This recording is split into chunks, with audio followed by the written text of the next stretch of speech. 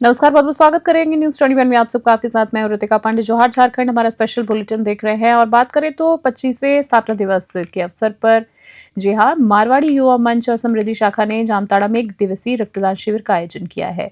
शिविर का शुभारंभ civil surgeon doctor MK Soren, doctor Nilesh Kumar और अन्य प्रतिनिधियों ने दीप प्रज्वलित करके किया है। शुरुआत से ही लोगों का उत्साह देखने लायक था। वहीं महिलाओं और पुरुषों ने बढ़ चढ़कर इसमें रक्तदान करते हुए सामाजिक जिम्मेदारी और मानवता का संदेश दिया है। Civil surgeon doctor MK Soren ने बताया कि स्थापना दिवस पर पूरे जिले में रक्तदान को बढ़ावा देने के उद्देश्य से इस तरह के शिविर महत्वपूर्ण भूमिका निभाते हैं। वहीं बात करें तो उन्होंने ये भी कहा है, रक्तदान ऐसी सेवा है जो जाति, वर्ग या जेंडर से ऊपर उठकर मानव जीवन बचाने का काम सबसे बड़ा माध्यम भी है। समृद्धि शाखा की सदस्य खुशबू लोहारिका ने बताया है कि शिविर का मुख्य उद्देश्य जरूरत पड़ने पर मरीजों को समय पर रक्त उपलब्ध कराना और अधिक से अधिक लोगों को रक्तदान के लिए प्रेरित करना है। जामताड़ा से शेख शमीम की रिपोर्ट। 25 से 30 यूनिट की उपलब्धि करवाई गई है। ये जामताड़ा मारवाड़ी युवा मंच और समृद्धि शाखा द्वारा ये आयोजन किया गया है। कितना महत्वपूर्ण है ब्लड देना? ब्लड हमारे लिए बहुत ज़्यादा महत्वपूर्ण है। किसी भी ज़रूरतमंद को भी, अगर किसी को ज़रूरतमंद है उसको हम लोग ब्लड देंगे तो उससे उनको जान बचाई जा सकती है। उनके लिए सहायक है ये ब्लड देना, और 3 महीने पे हमें ब्लड देना चाहिए। हमारे झारखंड राज्य के 25वें वर्षगांठ के उपलक्ष्य में ब्लड रक्तदान करने की एक मुहिम चलाई गई है और आज पॉपुलर नर्सिंग होम में मारवाड़ी युवा मंच द्वारा ये रक्तदान का शिविर लगाया गया है। ये बहुत ही सुंदर है, उत्साहवर्धक है और मैं समझता हूँ महिलाएं भी इसमें बढ़ चढ़ कर के भाग लेंगी और पहला रक्तदान हमारी बहनें ही करेंगी। ये एक संदेश जाएगा लोगों के बीच में कि रक्तदान ऐसा चीज़ है जो न किसी जाति, वर्ग, न जेंडर, किसी में भी नहीं बांटता है। और ये पुलिस के द्वारा चलाए जा रहे निरंतर ड्रंक एंड ड्राइव अभियान का स्पष्ट असर दिखने लगा है। हाल में ही दिनों में बात करें तो जिले में सड़क हादसों में उल्लेखनीय कमी भी आई है, जिससे कई लोगों की जान बची है। ये जानकारी बोकारो के पुलिस अधीक्षक हरविंदर सिंह ने SP कार्यालय सभागार में आयोजित अपराध समीक्षा बैठक के बाद मीडिया को दी है। SP ने बताया है कि आने वाले दिनों में इस अभियान को और सख्ती के साथ लागू किया जाएगा, क्योंकि नया वर्ष आने वाला है और ऐसे समय में दुर्घटना का जोखिम जो है बढ़ जाता है। आपको बता दें, उन्होंने नागरिकों से सतर्क रहने की अपील की है। वहीं SP हरविंदर सिंह ने कहा है कि सर्दियों के मौसम में चोरी और अन्य वारदातों में वृद्धि जो है वो देखी जाती है, इसलिए लोगों को पुलिस के साथ संवाद बनाए रखना चाहिए। यदि कोई परिवार घर छोड़कर बाहर जाता है तो इसकी जानकारी पुलिस को देना जरूरी है, ताकि अपराधियों के मंसूबों को पहले ही नाकाम किया जा सके। बोकारो से जितेंद्र कुमार की रिपोर्ट।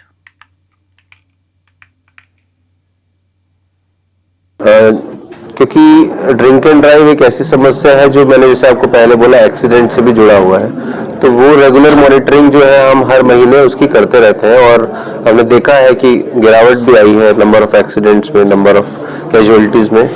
हम उसको अभी बूस्ट नहीं करेंगे बिकॉज अभी भी सेटिस्फैक्ट्री परफॉर्मेंस नहीं है। हम एक भी जान जाती है तो ऑफ कोर्स वो बहुत ही ज़्यादा सैड मोमेंट होता है।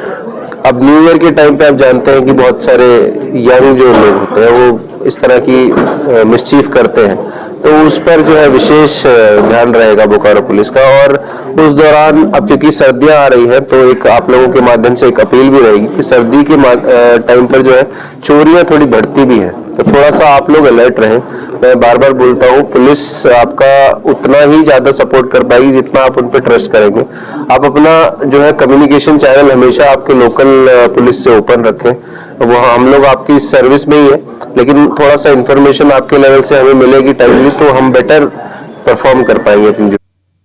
और बढ़ती ठंड के बीच अस्पतालों में मरीजों की संख्या जो है वो लगातार बढ़ रही है। आपको बता दें, बोकारो सदर अस्पताल में भी पिछले कुछ दिनों में बड़ी संख्या में लोग उपचार के लिए पहुंच रहे हैं। वहीं सदर अस्पताल उपाधीक्षक की बात करें तो डॉक्टर NP सिंह ने बताया है कि फिलहाल बच्चों में प्रोमको निमोनिया के मामले सबसे अधिक देखे जा रहे हैं। ये बीमारी जो इम्यूनिटी कमज़ोर होने पर तेज़ी से प्रभावित करती है।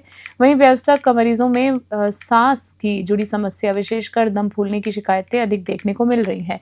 डॉक्टर सिंह ने बताया कि हाल के दिनों में ही मीजल्स के रोगी भी अस्पताल पहुंच रहे हैं। इस बीमारी का कोई विशेष इलाज नहीं है, लेकिन मरीजों को आइसोलेशन में रखकर विटामिन ए की खुराक दी जाती है। उन्होंने लोगों को ठंड के मौसम में विशेष सावधानी बरतने की सलाह दी। डॉक्टर सिंह ने कहा है कि इम्यूनिटी बढ़ाने के लिए प्रोटीन का सेवन बढ़ाएं, कार्बोहाइड्रेट्स कम करें और यथासंभव गर्म भोजन ही करें ताकि शरीर मौसम के प्रभाव से सुरक्षित रहे। बोकारो से जितेंद्र कुमार की रिपोर्ट।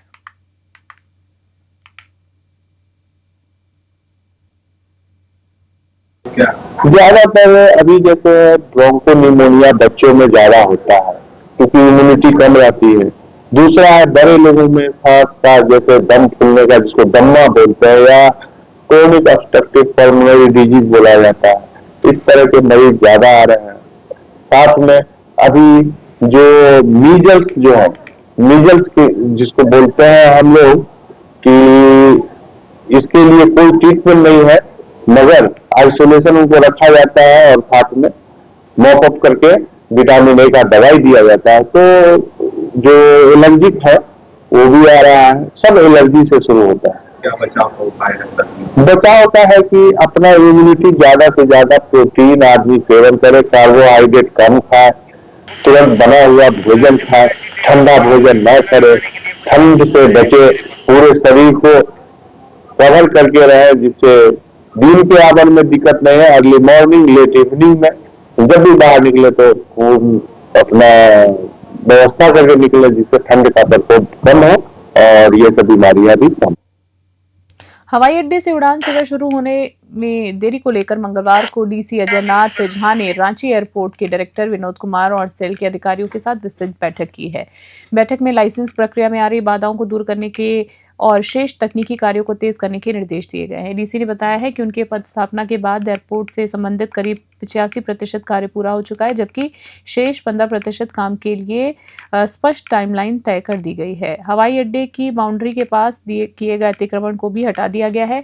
उन्होंने कहा है कि उड़ान सेवा शुरू होने से अब कोई बड़ी समस्या नहीं है और इंतजार ज़्यादा लंबा नहीं होगा। वहीं रांची एयरपोर्ट डायरेक्टर विनोद कुमार ने भी पुष्टि की है कि पूर्व निर्धारित कई बिंदुओं की समीक्षा की गई। बोकारो से जितेंद्र कुमार की रिपोर्ट। एयरपोर्ट चालू होगा, इसमें कोई दो मत है ही नहीं। एयरपोर्ट को चालू होना ही है। इसमें जो बाधाएं हैं, जब भी आप किसी काम में एंटर करते हैं तो कई चीज़ें सामने आती हैं जिनको समय समय पर दूर करना पड़ता है। तो उसके हर काम के लिए हमने टाइमलाइन तय कर दिया है कि इस टाइमलाइन के विदिन हम लोग इस काम को पूरा करेंगे। जो बचे हुए काम बचे, मैंने आपको बताया कि जिस समय हमने शुरू किया था उस समय से लेकर अभी तक लगभग 85% कार्य पूर्ण कर लिए गए हैं। अब 15% काम ही हैं जिनको पूर्ण किया जाना है। इसके लिए एक टाइमलाइन निर्धारित की गई है और इस टाइमलाइन के तहत जो जैसा अभी डायरेक्टर साहब स्वयं आए हैं इसमें, तो इनका आना अपने आप में बताता है कि कितनी गंभीरता है इसको चालू करने के लिए। लेकिन कुछ आपत्तियाँ आई हैं, जिन आपत्तियों को बहुत जल्दी हम लोग निराकरण कर लेंगे और इसको चालू कराएंगे। और जो भी अभी साफ़ किया गया वहाँ पर फेंसिंग करके कि फिर से अतिक्रमण ना हो, उसको BSL को मैंने कहा है कि उसको फेंसिंग करके उसको कवर कर लेने के लिए। डीसी साहब ने जो है अपनी अध्यक्षता में जो है समीक्षा बैठक ली है बोकारो एयरपोर्ट के कार्यान्वित करने के लिए। तो पहले से इन्होंने बिंदु नोट किए हुए थे, उस पर चर्चा की गई और उन पे जो कार्य लंबित हैं उनको शीघ्र से शीघ्र उसको पूर्ण करने के लिए निर्देशित किया गया है।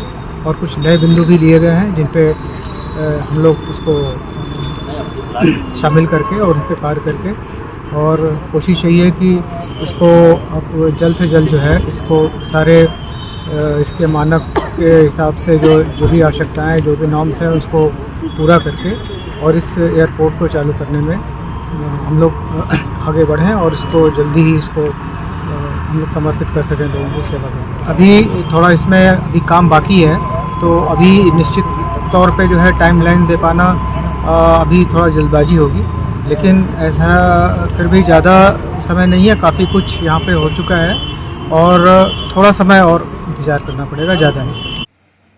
और अगली खबर देख रहे हैं, Birsa Munda mega sports complex में junior girls under 17 Jharkhand football team का ट्रायल मंगलवार को शुरू हो गया है और 24 नवंबर तक चलने वाला है। झारखंड में विभिन्न जिलों से आए खिलाड़ी नेशनल टीम में जगह बनाने के लिए अपना कौशल दिखा रहे हैं। वही बता दें, लेकिन ट्रायल स्थल की अव्यवस्थाएं खिलाड़ियों की सबसे बड़ी चुनौती बन गई है। खिलाड़ियों का कहना है कि उन्हें जिन मैदान में प्रैक्टिस कराई जा रही है वो पूरी तरह से बंजर और बेहद सख्त भी है। गिरने पर गंभीर चोटें लगने का खतरा इतना ज्यादा है कि कई लड़कियां मैदान पर उतरने से भी डर रही हैं। स्थिति और चिंताजनक तब हो जाती है जब ये पता चलता है कि यहाँ महिलाओं के लिए शौचालय तक व्यवस्था नहीं की गई है। धनबाद फुटबॉल के सेक्रेटरी फयाज अहमद का आरोप है कि झारखंड फुटबॉल फेडरेशन सिर्फ कागजी खानापूर्ति कर रहा है और खिलाड़ियों को मिलने वाली अधिकांश सुविधाएं स्थानीय स्तर पर जुटाई जा रही। धनबाद से सिंधु कुमार की रिपोर्ट।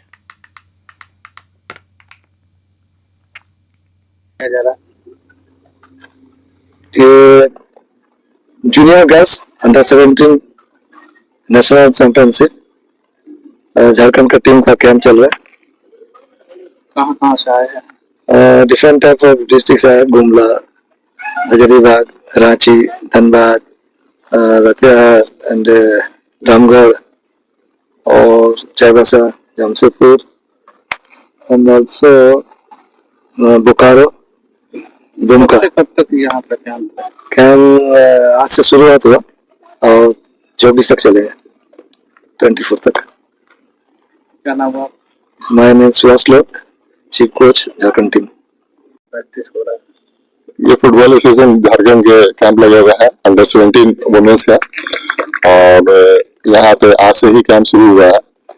अफसोस की बात ये कहना है हमको यहाँ पे कि झारखंड फुटबॉल के जो सेक्रेटरी गुलाब रब्बानी साहब, प्रेसिडेंट मतलीस ठाकुर, इन लोग किसी तरह कोई मतलब नहीं है कहाँ पे कैंप लगा हुआ है, कहाँ पे क्या हो रहा है, बच्चे कितनी तकलीफ में है या क्या कर रही हैं, कैसे कैंप लगा वो घर बैठे अपना मॉनिटरिंग करते हैं और यहाँ पे एक आदमी को दे दिया जाता है। हर डिस्ट्रिक्ट में एक आदमी उनका है जो इस तरह का काम कर लेते हैं। मतलब ये है कि बच्चा रहे, खाए, पिए, सोए, अच्छे से रहे, नहीं रहे, उससे कोई मतलब नहीं, ग्राउंड के ऐसा से कोई मतलब नहीं। ये बस एक आदमी को फोन करके बोल दिया कि यहाँ पे कैंप लगा रहे हैं, तुम देख लो। और देखने का नाम पे वो बेचारा सारा मेहनत अपने बलबूते पे करते हैं, जो उनसे होता है। इनसे एक आदमी से कुछ होता नहीं। एसोसिएशन के नाम पे एडहॉक कमेटी, हर जिले में एडहॉक कमेटी, एसोसिएशन बोल के कुछ नहीं कहीं पे। एक झारखंड फुटबॉल एसोसिएशन जो पूरे रिंग की तरह पूरे झारखंड में खेल खेल रहा है। मैं प्रॉपर धनबाद की हूँ, बुल्ली बासमनी मेरा गांव है, मैं वहीं की रहने वाली हूँ। मैं भी फुटबॉल खेलती हूँ, मैंने 2 बार इंडिया खेला हुआ है। जब हमारे यहाँ सेक्रेटरी फयाज साहब थे तो उनके सपोर्ट से मैंने खेला है और अभी उनके सपोर्ट से आगे खेल सकती हूँ। अगर वो सिस्टम पे आ जाए तो बहुत कुछ बेहतर हो सकता है, क्योंकि अभी जो सिस्टम में है वो कुछ बेहतर हो ही नहीं पा रहा है। क्योंकि अभी जो ट्रायल वायल का होता है उनका हमें इन्फॉर्मेशन तक नहीं मिलता है, तो फिर हम ट्रायल में कैसे जाए, फिर आगे कैसे खेले। सुविधाओं के नाम पे यहाँ पे क्या क्या आप लोग? सुविधा के नाम पे आप देख सकते हैं पहले ग्राउंड का हाल कैसा है। यह ग्राउंड इतना हार्ड है कि अगर आप गलती से हम गिर भी जाए तो हमारा नी इंजरी या तो कहीं भी कुछ भी हो टूट सकता है। और बाकी जैसे हमें लोकल से भी यहाँ प्रैक्टिस करने के लिए आते हैं तो गर्ल्स के लिए एक वॉशरूम होना चाहिए, वो वॉशरूम का सबसे बड़ा इश्यू है। और रही बात, आप तो देख चुके हैं कि अभी ट्रायल चल रहा है अंडर 17 का, उनका रहने के लिए वॉशरूम का कैसा हाल है। वरवाडा थाना क्षेत्र स्थित बाजार समिति में 9 नवंबर की शाम व्यापारी से लूट और उस पर गोलीबारी की वारदात के बाद भी पुलिस के हाथ अभी तक खाली है। इसके विरोध में मंगलवार को बाजार समिति के सभी व्यापारियों ने काला बिल्ला लगाकर अपना आक्रोश जताया। आपको बता दें, बाजार समिति चैम्बर ऑफ कॉमर्स के अध्यक्ष जितेंद्र अग्रवाल ने बताया है कि कुछ दिन पहले ही वरीय पुलिस अधिकारियों को इस इलाके में बढ़ रही आपराधिक घटनाओं के बारे में चिताया गया था, लेकिन कोई प्रभावी कदम नहीं उठाया गया है। नतीजन हाल ही में घटना ने व्यापारियों की सुरक्षा व्यवस्था पर गंभीर सवाल खड़े कर दिए हैं। व्यापारियों ने मांग की है कि बाजार समिति में तत्काल पुलिस चौकी बनाई जाए ताकि क्षेत्र में लगातार हो रही आपराधिक घटनाओं पर रोक लग सके। साथ ही लूट की घटना में शामिल बदमाशों की जल्द गिरफ्तारी की, लूट की गई राशि वापस दिलाने की मांग की गई। धनबाद से सिंधु कुमार की रिपोर्ट। अभी तक कुछ वैसा कार्रवाई नहीं दिख, इस तरह से आप लोग देखिए, इतनी बड़ी मंडी है, खादान की। हम लोग दूर दूर से व्यापारी आके यहाँ अपना व्यापार करते हैं, लेकिन हम लोग अभी सुरक्षित नहीं है। पिछले दिनों जब यहाँ से थाना 4 किलोमीटर दूर जा रहा था, उसके पहले ही हम लोगों ने मांग किया था जिला प्रशासन से कि यहाँ पे टीओपी और पुलिस चौकी की स्थापना की जाए, लेकिन आज तक हम लोग की बातों पर अमल नहीं किया गया। अगर यहाँ पे पुलिस चौकी या टीओपी होता तो इस तरह की घटना नहीं होती और इस घटना की पुनरावृत्ति न हो। हम लोग इसके लिए पुनः प्रशासन से मांग करते हैं कि अपराधी को जल्द से जल्द पकड़े, लूटी हुई रकम को वापस करे और तत्काल प्रभाव से यहाँ पे टीओपी की स्थापना हो। रात में सिटी हॉक्स का लगातार यहाँ पे पेट्रोलिंग हो जिससे व्यापारी अपने आप को सुरक्षित महसूस कर सके, अपना व्यापार हम लोग आराम से कर सके। जितेंद्र अग्रवाल, अध्यक्ष बाजार समिति चैम्बर ऑफ कॉमर्स। बुंडू में जय हो सेना संस्था द्वारा 19 नवंबर 2025 से 2 दिवसीय धरना प्रदर्शन शुरू किया गया। ये आंदोलन बुंडू नगर पंचायत और बुंडू प्रखंड की 14 प्रमुख जन समस्याओं के समाधान को लेकर आयोजित किया जा रहा है। आपको बता दें, जहां इस जनहितकारी पहल को छोटा नागपुर चालक संघ, उपभोक्ता अधिकारी मंच, बुंडू मजदूर संगठन और पचपरगना फाइटर्स जैसे संगठनों ने अपना पूर्ण समर्थन दिया है। संस्था के पदाधिकारियों ने बताया है कि लंबे समय से जल संकट, खराब सड़कें, स्वास्थ्य सेवाओं की कमी, बिजली आपूर्ति में बाधा, सफाई व्यवस्था और अन्य मूलभूत सुविधाओं को लेकर लोग परेशान हैं। इस समस्याओं के त्वरित समाधान के लिए धरना आवश्यक हो गया है। वहीं संस्था के संस्थापक राजकिशोर कुशवाहा ने समर्थन देने वाले सभी संगठनों का आभार व्यक्त किया और कहा है कि जनता की आवाज को मजबूत बनाने के लिए एकजुटता महत्वपूर्ण है। संस्था ने उम्मीद जताई कि प्रशासन धरने में उठाई गई मांगों पर शीघ्र कार्रवाई करेगा। रांची से सिंधु कुमार की रिपोर्ट। बुंडू की जन समस्या को लेकर हम लोगों ने 14 सूत्री मुख्य मांगे को रखे हैं और जिसका जन समर्थन भी हम लोगों को अच्छा मिल रहा है। बहुत सारे बुंडू के संगठन है जो हम लोगों को सपोर्ट कर रहे हैं और उम्मीद है कि शासन प्रशासन को जन समस्या का समाधान करना पड़ेगा और अगर हमारे धारणा से कुछ असर नहीं होता है तो इसके बाद चरणबद्ध तरीके से हम लोग आगे बढ़ेंगे और कुछ दिनों के बाद भूख हड़ताल अनिश्चित काल के लिए रखेंगे, क्योंकि जैसे बुंडू अस्पताल 3 बजे के बाद बंद हो जाती है, जो कि कुछ दिन पहले रेगुलर चलती थी, जबकि सावन के समय बोला गया प्रभारी के द्वारा कि 1 महीने के बाद चालू किया जाएगा, क्योंकि अभी सावनी मेला में सब डॉक्टर को भेजा गया है सावनी मेला में, इसलिए। लेकिन अभी करीब 5-6 महीने बीतने के बाद भी अभी तक चालू है। लोगों को काफ़ी परेशानी हो रही है। फिर जैसे घर घर जल पानी सप्लाई नगर पंचायत के द्वारा किया जाता है, लेकिन क्या है कि अगली खबर देख रहे हैं। 24 अक्टूबर 2025 को हुए सड़क हादसे और उसके बाद हर्षिप अस्पताल में हुई तोड़फोड़ घटना के मामले में पुलिस ने बड़ी कार्रवाई करते हुए 6 आरोपियों को गिरफ्तार कर लिया है। अन्य आरोपियों की तलाश में लगातार छापेमारी जारी है। मंगलवार को डीएसपी नौशाद आलम ने बताया है कि 8 लेन पर सड़क दुर्घटना में एक व्यक्ति की मौत और एक के घायल होने के बाद दोनों को सरफी अस्पताल में भर्ती कराया गया था। बता दें आपको, घटना की सूचना पर अस्पताल पहुंचे उपद्रवियों, जी हां, उपद्रवियों ने इमरजेंसी वार्ड में भी भारी तोड़फोड़ किए, उपद्रव मचाया है। लगभग 40 से 50 लाख रुपए मूल्य की मशीनें क्षतिग्रस्त कर दी हैं और चिकित्सकों के साथ दुर्व्यवहार किया है। इसके बाद भीड़ ने सड़क जाम कर यातायात बाधित किया। इन घटनाओं को लेकर धनबाद थाना में 2 अलग अलग मामले दर्ज किए गए थे। वरीय पुलिस अधीक्षक के निर्देश पर विशेष टीम गठित की गई, जिसके बाद 6 आरोपी गिरफ्तार हुए हैं। शेष की गिरफ्तारी के लिए अभियान जारी है। धनबाद से सिंधु कुमार की रिपोर्ट। को सरफी अस्पताल में इलाज हेतु लाया गया था। इलाज के क्रम में 2 व्यक्तियों को इलाज हेतु एडमिट किया गया था एवं एक व्यक्ति को चिकित्सक द्वारा प्रथम दृष्टया उसको मृत घोषित कर दिया गया था, जिसका नाम नंदू राय था। नंदू राय के परिजन एवं आसपास के स्थानीय लोगों द्वारा मिलकर इस घटना के आलोक में सर्वप्रथम सरफी अस्पताल में घुसकर अस्पताल में इमरजेंसी वार्ड को तहस नहस किया गया। लगभग 40-50 लाख के जो भी इम्पोर्टेंट ऑपरेटर्स होते हैं, जो मेडिकल डिवाइस होते हैं, उसको तहस नहस किया गया था। उसके बाद भी व्यक्तियों जो उग्र व्यक्ति थे वो सड़क जाम कर दिए और पुलिस पे पथराव किए थे। इसी संबंध में 2 कांड दर्ज किया गया था धनबाद थाना अंतर्गत। एक कांड संख्या 378 और दूसरा 380। इस क्रम में वरीय पुलिस अधीक्षक के निर्देशानुसार एक विशेष छापामारी दल का गठन किया गया था। छापामारी दल के द्वारा इस कांड में संलिप्त 6 व्यक्तियों को विभिन्न स्थानों से गिरफ्तार किया गया है और उसको जेल भेजा जा रहा है। इस पुटकी अंचलाधिकारी की कथित गड़बड़ी में विरोध में पेटिया पंचायत के सैकड़ों ग्रामीण मंगलवार को धनबाद समाहरणालय पहुंचकर अपनी पीड़ा उपायुक्त तक पहुंचाने की मांग की है। उन्होंने ग्रामीणों का आरोप है कि उनके पूर्वजों के समय जिस रेती भूमि पर वे खेती करते आए हैं, जिसका जमाबंदी शुल्क वे वर्ष 2018 तक नियमित रूप से देते रहे हैं, उस जमीन को अंचलाधिकारी ने सरकारी भूमि बताकर ऑनलाइन रिकॉर्ड में दर्ज कर दिया है। ग्रामीणों ने बताया है कि जमीन के बाद में नगर निगम को सौंपा दिया है, जहां वो सीवेज ट्रीटमेंट प्लांट और अपशिष्ट प्रसंस्करण संयंत्र बनाया जा सके। इस क्षेत्र के सैकड़ों परिवारों की आजीविका खतरे में पड़ गई। वहीं समाहरणालय पहुंचे ग्रामीणों के साथ जेएलकेएम के केंद्रीय सचिव सपम मोदक ने कहा है कि यह स्पष्ट प्रशासनिक लापरवाही और संबंधित अंचलाधिकारी पर विभागीय कार्रवाई होनी चाहिए। उन्होंने मांग की है कि प्रस्तावित निर्माण कार्य तुरंत रोका जाए, अन्यथा आंदोलन सड़क से लेकर सदन तक जारी रहेगा। धनबाद से सिंधु कुमार की रिपोर्ट। हम लोग पेटिया बस्ती से आए हैं, मेरा नाम हुआ आशा देवी।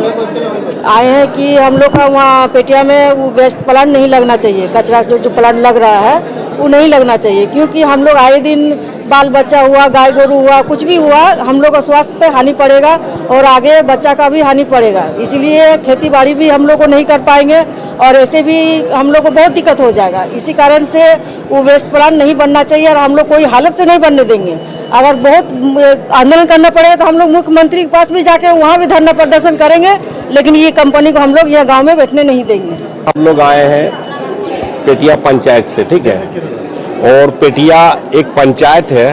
उक्त पंचायत में एसटीपी का निर्माण नगर निगम द्वारा किया जा रहा है, जिसका विरोध हम लोग दर्ज करवाने के लिए आज हमारे उपायुक्त धनबाद के पास आए हैं। क्योंकि जो पेटिया हमारा पंचायत है वो रेती जमीन है, वो हम लोग का खेती बाड़ी किसान का जमीन है। उक्त जमीन को पुटकी अंचल अधिकारी द्वारा गलत अंकित करके ऑनलाइन में दर्शाया गया है, जो हम लोग राज्य सरकार से भी चाहेंगे, माननीय मुख्यमंत्री महोदय से भी चाहेंगे कि ऐसे सीओ के ऊपर कार्रवाई हो, विभागीय कार्रवाई हो, क्योंकि यहाँ के रेत के जमीन को गलत तरीका से दर्शाया गया है। जबकि यहाँ की रेत मालगुजारी आपका 2014, 15, 18 तक देते आ रहे हैं, उसी जमीन को रातों रात बदल दिया जाता है, कहता है कि ये नगर निगम का जमीन है। और नगर निगम का जो कचरा है, आप देखिएगा 1 से लेकर 55 वार्ड है, वहाँ पर न सीएनडी बन रहा न एसटीपी बन रहा, ये कचरा।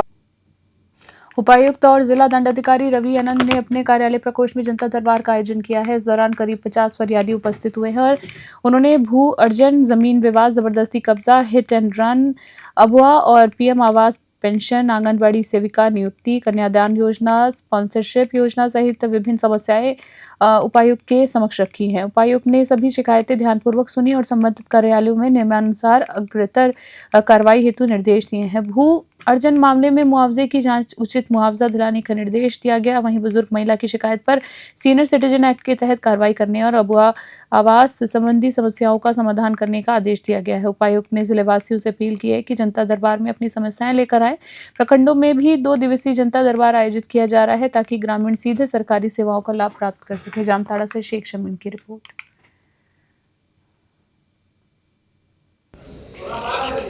जी, आज कार्यालय प्रकोष्ठ में जनता दरबार का आयोजन किया गया, जिसमें पूरी 40 की संख्या में लोग हमारे समक्ष उपस्थित हुए और अपनी समस्याओं को साझा किया।